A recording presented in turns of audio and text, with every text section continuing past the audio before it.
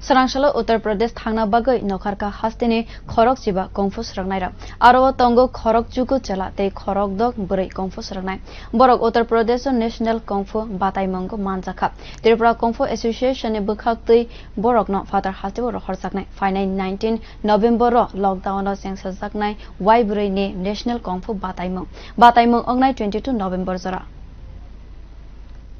नमस्कार, जय महागुरु श्री बोधि धर्मन। हम लोग त्रिपुरा कुंफू टीम से हैं।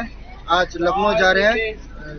14 नेशनल कुंफू चैंपियनशिप के लिए जा रहे हैं। टोटल हम लोग 15 प्लेयर्स हैं, जिनमें सीनियर्स, जूनियर, सब जूनियर, गर्ल्स, बॉयज सभी हैं, जिनके नाम मैं अभी बताने जा रहा हूँ। सिद्धार्थ देबबर्मा, एडविन देबबर्मा, अमचाई देबबर्मा, आहानी देबबर्मा, दिया दे, संचिता देवनाथ, स्वरूपा शील, चंदुमिता रॉय, शियारी देबबर्मा, जोसेफ देबबर्मा, अमित देबबर्मा, साहिल देबबर्मा, आगोश देबबर्मा, सुदीप बोमिक, समरेश देबबर्मा। हम सब नेशनल के लिए जा रहे हैं अभी, और इससे पहले हमने सिलेक्शन मीट भी खेला था, जिनमें हम सब ने सिलेक्शन में पार किया है, हमने सिलेक्ट पाया है।